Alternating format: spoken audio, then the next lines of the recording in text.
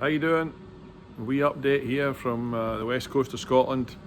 Hope you've enjoyed the last couple of videos. I've got some good comments on there, and from people that have become internet friends. Thanks for your comments, and I hope you enjoy this video. Okay, if you haven't subscribed yet, hit the button. See ya.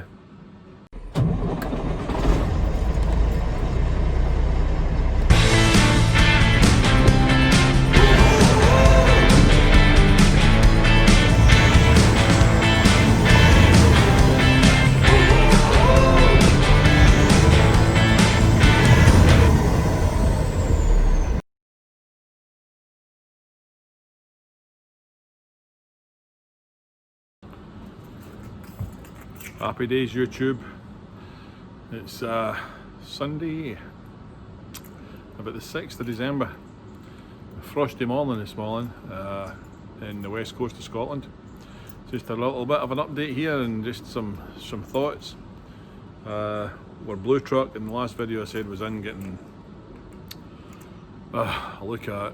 The head's destroyed, obviously, so I got a quote on it, and it's in the 20,000s to change the head and do a top end on it. So I've gone back to them and said, alright, when you've got the head off it, try to be proactive here, but it's soaking up cash like you can't believe. The yellow one, it was 21.6. We're picking it up tomorrow, and Paul will be jumping into that to go to work in it. You need to work something to pay that money back, okay? So the blue one, to be a wee bit smart, once the head's off it, the oil's going to be out of it. So I'm just going to try and be a wee bit sensible, and I've gone to them and said, what are you going to charge me to do the bottom end on it? You know, pistons, liners, and slap them into it, and hopefully that'll be that thing done. That to give you a bit of background in that truck, it started its life with a Cummins in it. Had a little bit of a front end fire, I believe, and they decided to put it back together. These hooded trucks, they're worth some money. So if I can put it back together with a kitty cat in it, with a rebuild in it, your asset value just jumps. So you still got to pay for it though, you know. It's so. And on the back of paying regular round repairs and paying all that money out in the yellow one, and then having to do the same with the blue one, it just makes me question my decisions to have older hooded trucks running over the road. But I still think the blend, the combination, you know, I wouldn't want to have truck payments on big high brand new truck payments and all of them. I'd like to have some things paid off that if things go quiet you can sit them parked up. Having a slight bit of a issue with some of the brokers that we're hauling right now. I don't know if anybody else is getting this, but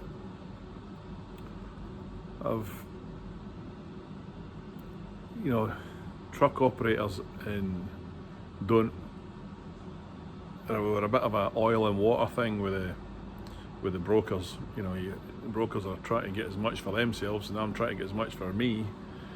But we've got some that I work with all the time that are good guys, and occasionally we deal with some other people that are inside their brokerage. You know, they'll refer us to somebody, if you're out hauling at a different area from where they're at, I'll use the same brokerage but a different broker within that brokerage.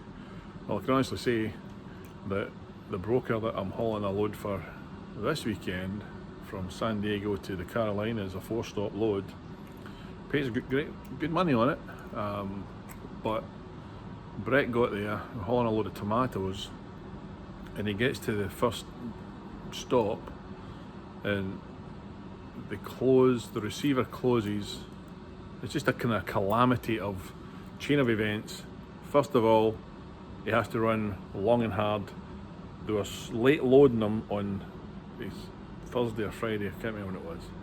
Yeah, Thursday. And so they were late.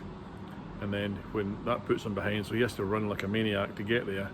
Gets there at 11:30, hands him the paperwork in Oklahoma City, and they say, I can put a picture on here.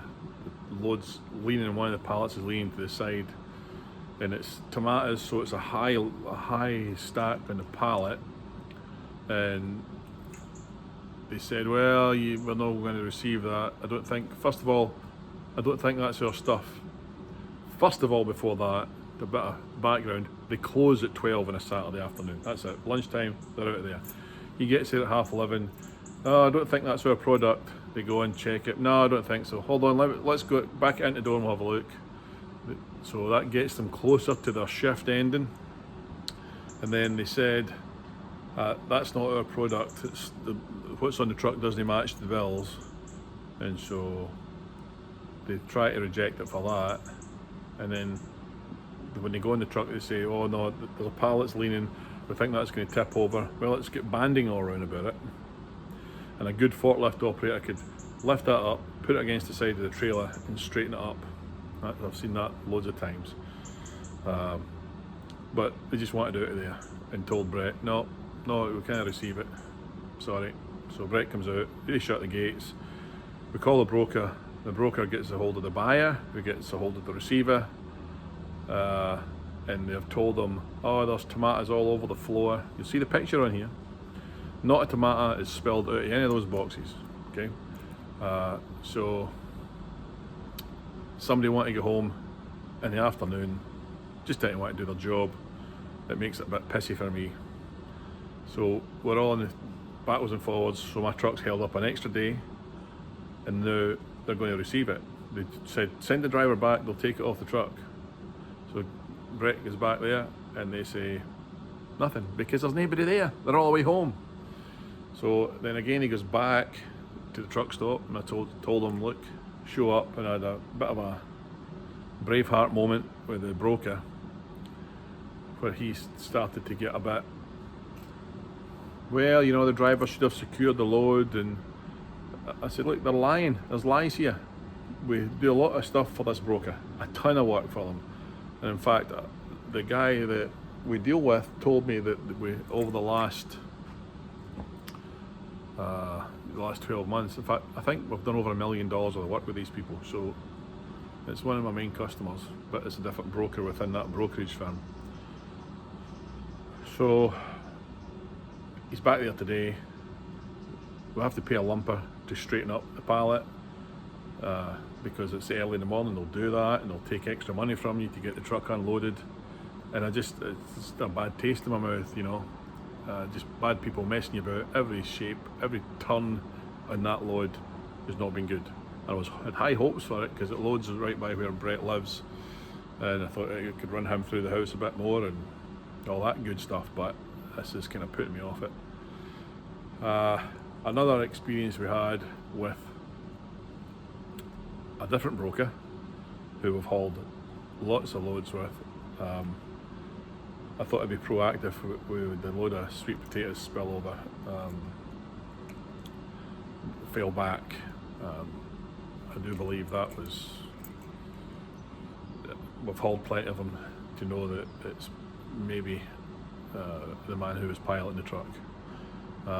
No names, but I had to end up buying a chunk of that load because they were spilled on the floor. We disposed of them. The ones that were spilled, straightened up the load, took it back down there, and they received the load. However, I thought, I want to keep this off the insurance, I'll pay for the damage.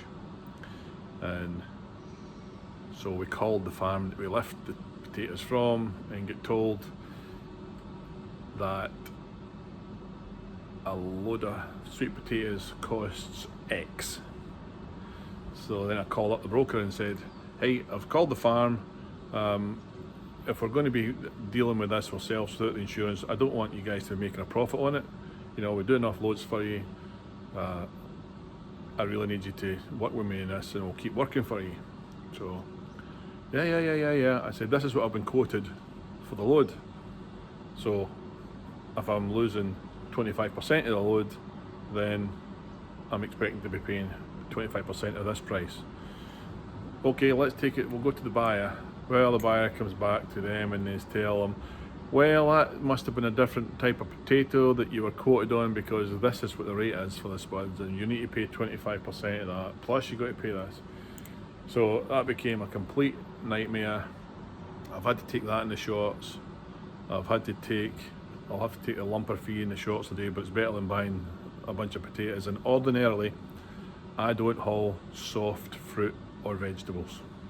Just don't do it. I'll haul potatoes, I'll haul onions, I'll haul sweet corn. I don't like to get into these strawberries, grapes. I had to buy 4 pallets of grapes 15 years ago, and I still know exactly how much I paid for them, and it just wasn't nice. Whenever these things go wrong, they want to charge you the retail price. You ain't paying the wholesale price.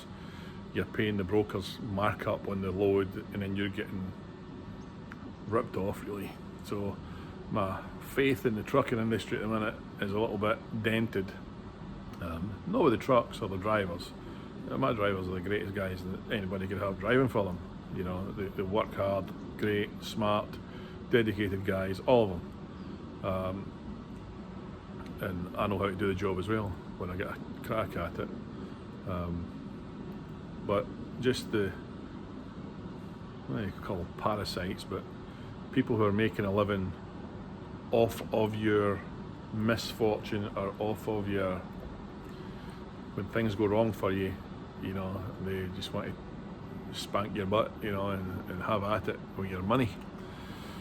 So that's been painful to deal with those. Plus, you know, I've put the yellow one in to go through it and get it right, and then I've had the blue one go down, and I'm definitely going to take that bully dog chip off that truck. Unless, you know, you're driving it yourself. You know, that cat engine has got that chip on it. It would have been a 550 horse engine anyway, and we had the bigger injectors on it, with the marine injectors on it, and just the power is cooked the head, pressurised it, and yeah, lesson learned, eh?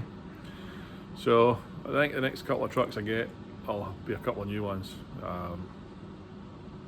just to get a bit of a warranty. And downtime's what kills you with the trucks, it really is. But I'm looking forward to getting back in the saddle and, you know, running some miles myself. I just don't have any to drive at the minute. The guys that are in them are doing a great job, and so I'll leave that set the way it is, and I can jump into a little Peugeot 206 and go deliver takeaways here until, plus I can run the trucks from here while I'm doing that. So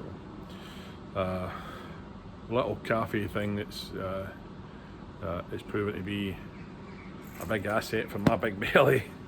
I've sampled some of the food, and I'm not just saying it because it's here and we're involved with it, but it's